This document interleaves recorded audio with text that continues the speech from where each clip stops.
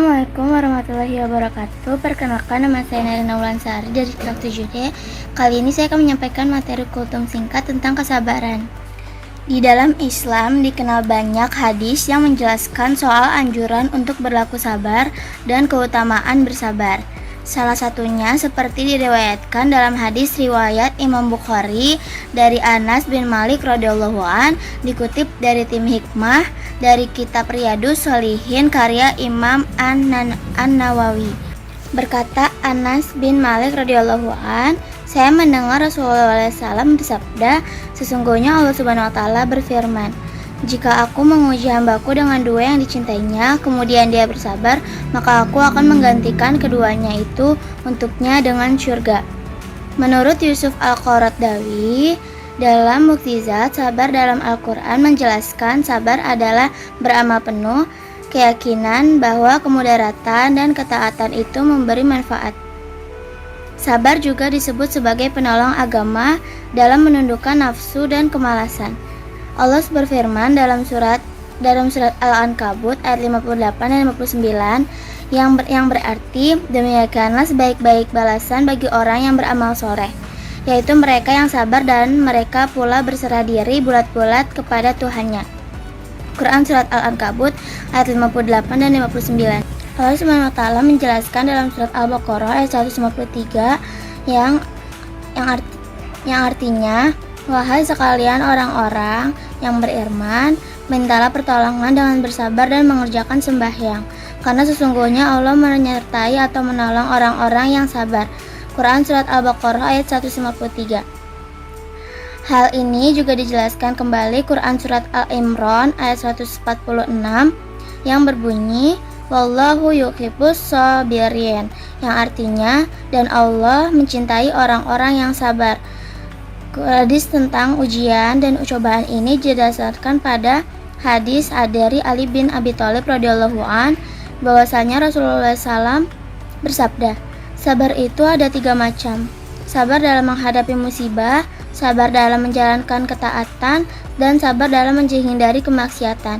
Siapa yang sabar dalam menghadapi musibah sehingga mampu menjalaninya dengan baik, dengan segala kekuatan hatinya, maka Allah akan mencatat untuknya sebanyak 300 derajat, yang antara satu derajat dengan derajat yang lain seperti jarak antara langit dan dengan bumi.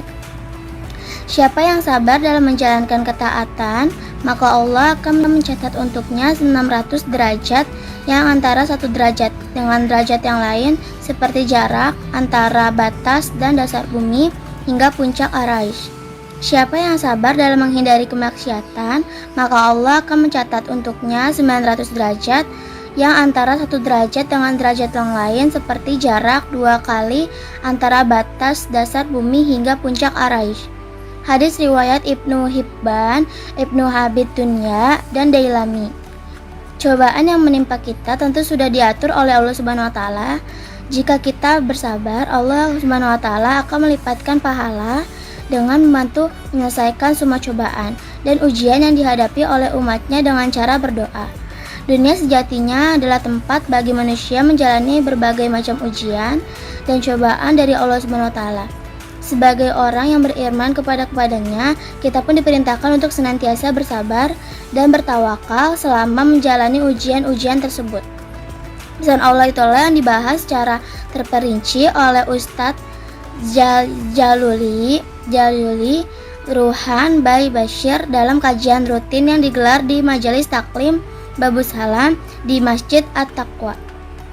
Pada kesempatan itu, dia menjelaskan bahwa ada 3 macam ujian yang dihadapi manusia di dunia ini, yaitu ujian kesulitan, ujian kesenangan, dan kesalahan. Ujian kesulitan dapat muncul dalam bentuk kekurangan harta, kelaparan, penyakit, dan musibah lainnya. Sementara ujian kesenangan dapat berupa harta yang banyak dan kedudukan sosial yang tinggi.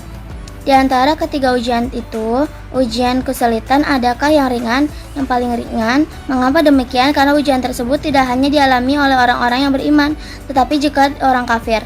Ujar Zazuli, dia mengatakan bahwa banyak manusia yang menjalani ujian kesulitan dengan baik meskipun mereka tidak beriman kepada Allah Subhanahu wa taala. Tetapi sedikit sekali orang kafir yang mampu melewati ujian kesalahan disebabkan tidak adanya petunjuk yang mereka dapatkan dari Allah Subhanahu wa taala.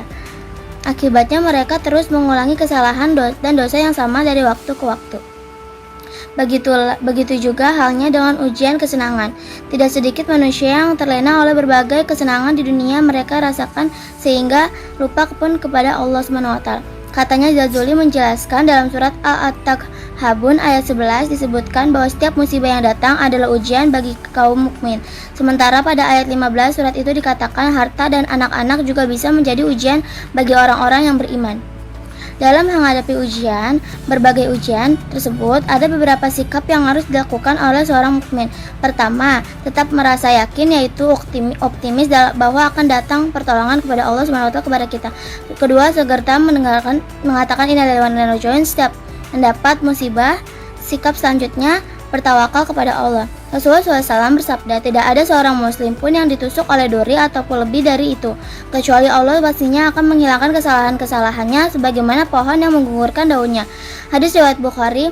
Sehingga Islam mengajarkan bahwa Indonesia seperti bersabar seperti 5 nabi yang memiliki keteguhan yang kuat. Kelima nabi yang bersabar itu adalah Nabi Nuh, Ibrahim, Musa, Isa, dan Muhammad. Allah Subhanahu wa taala berfirman dalam surah Al-Aqaf ayat 35, maka bersabarlah kamu seperti orang-orang yang mempunyai keteguhan hati dan rasul-rasul yang telah bersabar, dan janganlah kamu minta disegerakan azab bagi mereka.